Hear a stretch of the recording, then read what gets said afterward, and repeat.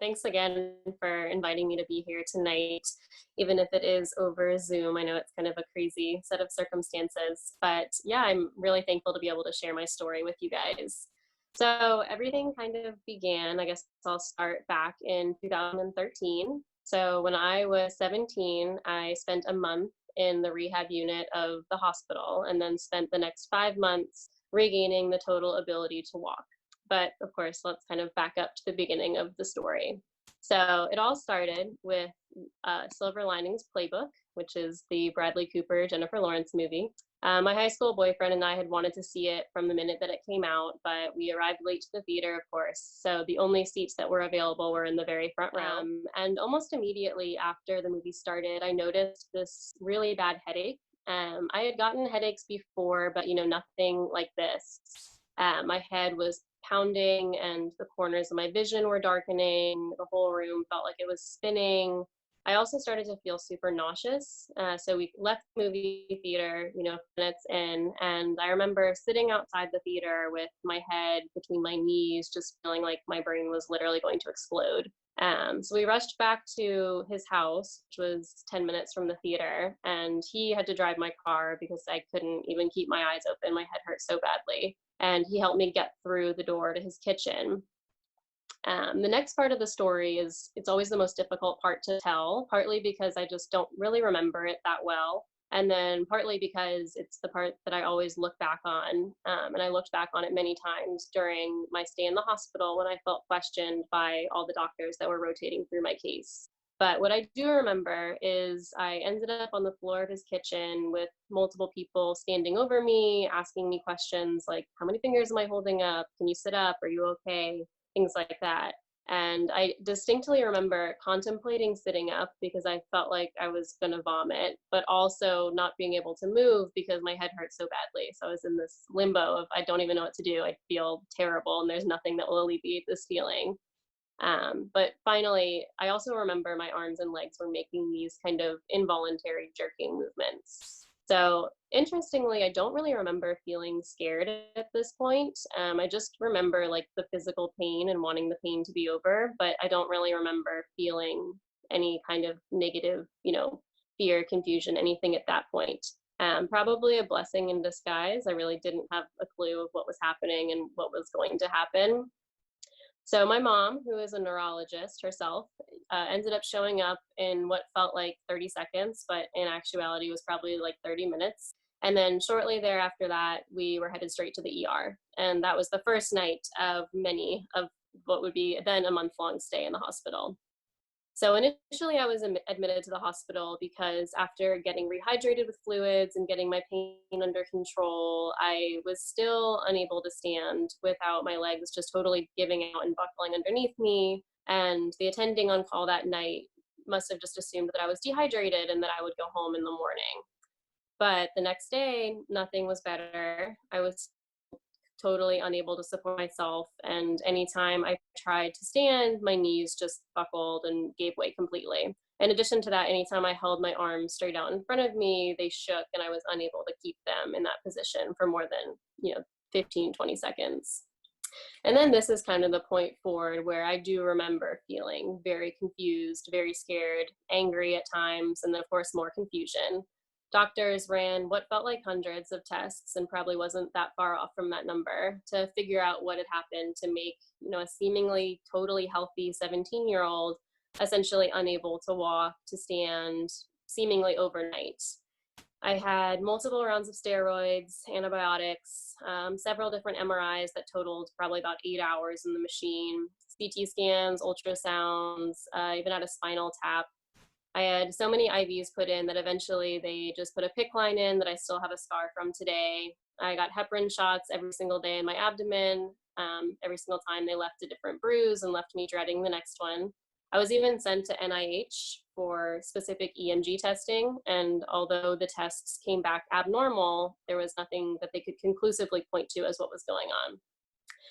So each time a new test was ordered, I kind of had this feeling of almost hopefulness that something would come back positive.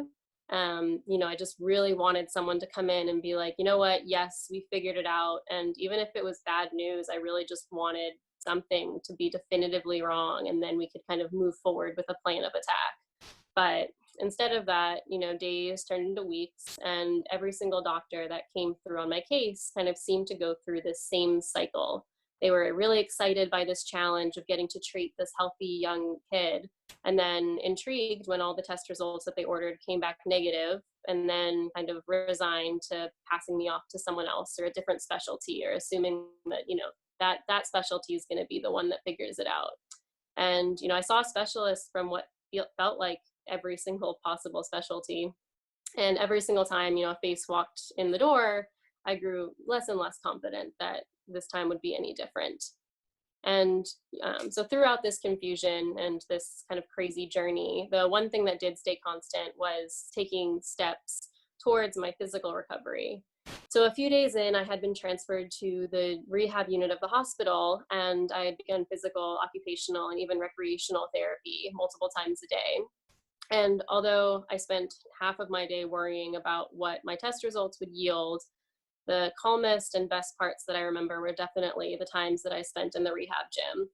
I worked with the best team. They were so patient and supportive and optimistic, and they really helped me get through each and every day. And I am so thankful for all of the nurses and therapists who helped me achieve all of these seemingly tiny goals and, celebrated alongside me every single time. It's also definitely worth noting that my mom was my absolute hero at this time. My dad had tragically passed away 2 years prior to this whole event, so my mom and I had grown a lot closer throughout that experience, but this journey totally sealed the deal in her earning the best mom in the world title.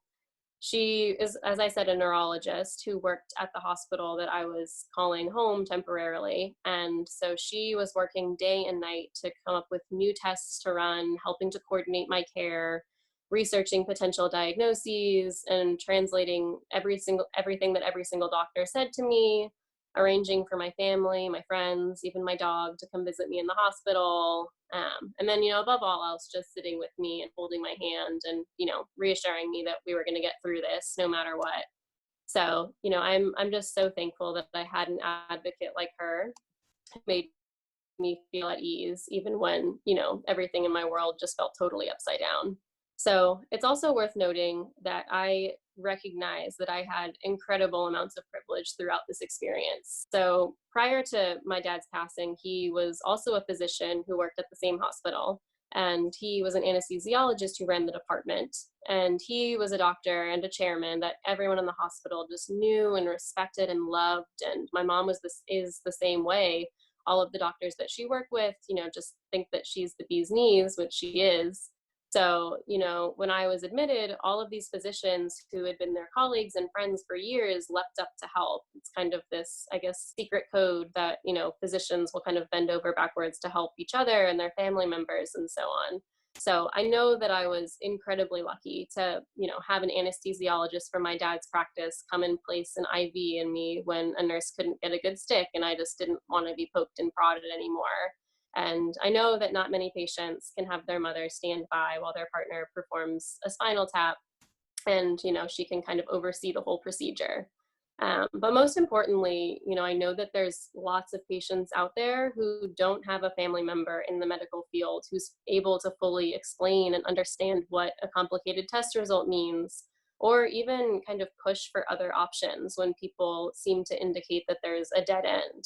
And so, yeah, I really just wanted to kind of acknowledge that I recognize this privilege and also emphasize just how important patient advocacy is today. So as a orthotist and prosthetist today and a healthcare provider, I really make sure that I take extra time to make sure that my patients just understand everything that I'm telling them. And, I prioritize taking the time to answer all those last questions, because I really do remember what it feels like to be just totally lost and to not even know what you don't know. But, kind of jumping ahead again. So jumping back to the story, 1 month later, after the admission to the hospital, I had progressed considerably throughout PT. And now I was able to transfer from my wheelchair to my bed and to the bathroom, which is a huge deal because if you've never had to use a bedpan, graduating away from one of those is a huge freaking deal. So that was a big moment. I was able to stand with support and then even take a few steps with my trusty ankle foot orthoses. So AFOs, or ankle foot orthoses, the ones that was using specifically were carbon fiber prefabricated devices that were worn inside my shoes and came up on the front side of my shins to kind of provide some anterior or front support for my legs, specifically kind of preventing my knees from buckling forward. So I was able to kind of lean into them, and they would, again, prevent my knees from buckling and me from falling forward. And I was just amazed at how much of a difference wearing the AFOs made for me. And being on the rehab unit, I also got to see some of the other patients progress throughout their journey. And I was also amazed at how they were affected by their own orthoses. It was almost like these devices were this kind of bridge to normalcy for all of us who were kind of being held back or feeling stuck from what had happened. So when I met my orthotist for the first time, I was just in awe of the technology that existed to help people in these situations that I kind of found myself in. And I learned that as an orthotist and prosthetist, you get to combine problem solving and direct patient care, which was just a total dream come true for me. So the thought of building devices that can help someone or that can support someone and helping them to achieve their goals was just super cool to me. And I think that point was really the beginning of what I hope will be a lifelong fascination with O&P. And it's the point that I look back on, the deciding factor of where I wanted to go after school and what profession I wanted to go into. So although I was making, this great physical progress day to day, we still didn't have a definitive diagnosis at this point. There were different theories that different doctors were throwing around. Was it a stroke in the very distal aspect of my brainstem that was undetectable through imaging? Or maybe it was this post-bacterial complication from having mono a few months prior. There were a few lab results that had come back abnormal, but they all kind of seemed disjointed. It would be something was wrong over here and something was wrong here, but those two things didn't necessarily point to anything conclusive. So, for example, it was found that I had this gene abnormality that increases my likelihood of getting a blood clot, but then they couldn't find a blood clot anywhere. So it was at this point, I think, that it was suggested that I see a psychiatrist to determine whether or not what was going on was psychosomatic. And at this point, I think it's definitely crucial to take a step back and emphasize how important I believe mental health to be. I think that taking care of our minds is 100% just as important as taking care of our bodies. But I do admit that as a 17-year-old, when this was suggested to me, I was definitely feeling attacked. I felt like my doctor had given up on me and was assuming that I was making it all up and that it was all in my head. And this anger that I felt was immediately followed by guilt and confusion. What did psychosomatic really mean? And how was I even supposed to know if what I felt like was physical was really a manifestation of this crazy internal conflict going on in my mind?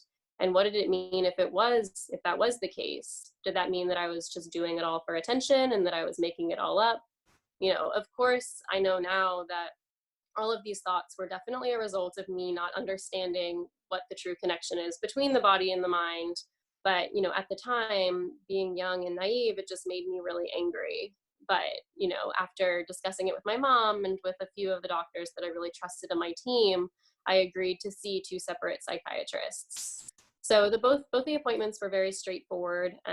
They both separately concluded that they didn't believe I would benefit from any further sessions, nor did they think that my behavior indicated any psychosomatic issues. But even so, even after that conclusive, feedback came through from them, I felt so embarrassed. I felt myself questioning myself constantly and being filled with all of this self-doubt.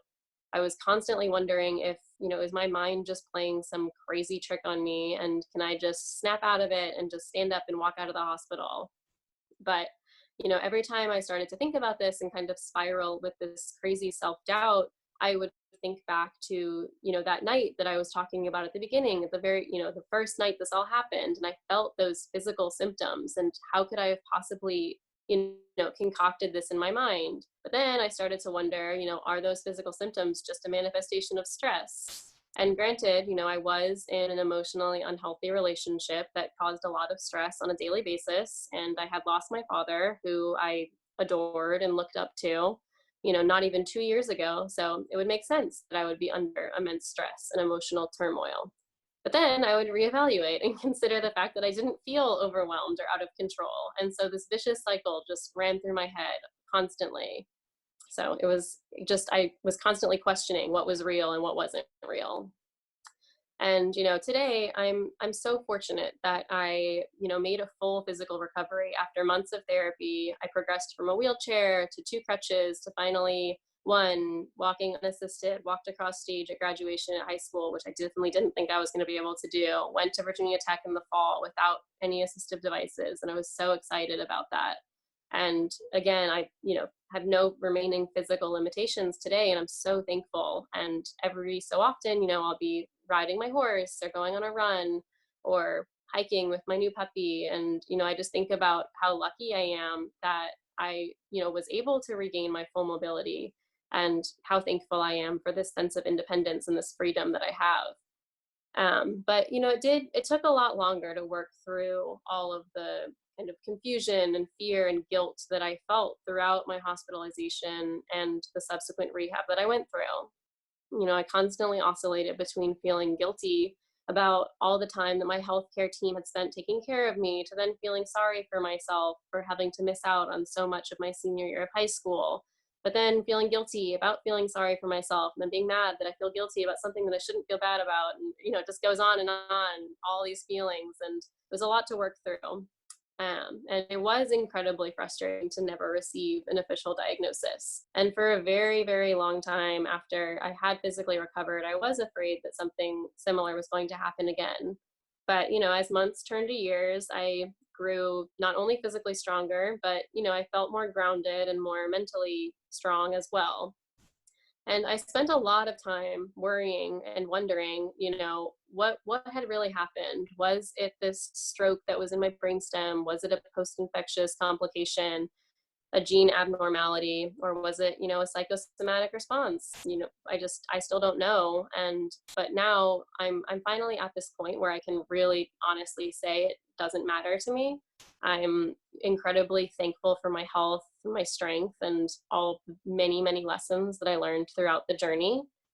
For instance, I learned about how important patient advocacy is, and how it's so important to be your own strong advocate, both as a patient and then now as an orthotist and prosthetist whose job it is to be the listener. I learned how precious mobility is, and how amazing independence is, and how to never take those things for granted. I learned that you should always ask someone to explain things to you, even if they've explained it 3 times already. If you don't understand something, press them on it and make them explain it to you in a way that you will understand, even if it's embarrassing or a difficult situation. I learned about humility and the grace that comes with asking for help when you need it, even when you really don't want to. I've learned more about perseverance and persistence than I probably ever wanted to learn, but now I really feel like I could tackle any challenge, no matter how difficult it is, head on. And finally, and probably most importantly, I learned how important a strong support system is. My family and my friends were just incredible throughout my time in the hospital and recovering afterwards. And, not only did they push the visitor limit on a daily basis and probably upset some hospital staff, but, I never, ever felt alone throughout the entire process, which is a really amazing thing. So, whether they were visiting, holding my hand, calling me on the phone, or even just writing a thoughtful letter, I felt my team really beside me every step of the way. So yeah, thank you guys so much for listening. Again, I am just so thankful and humbled to be able to share my story with you guys tonight alongside 2 other incredibly strong speakers. And I'm just really looking forward to learning even more lessons from them tonight. So thanks again, Ashley, for putting this all together and including me.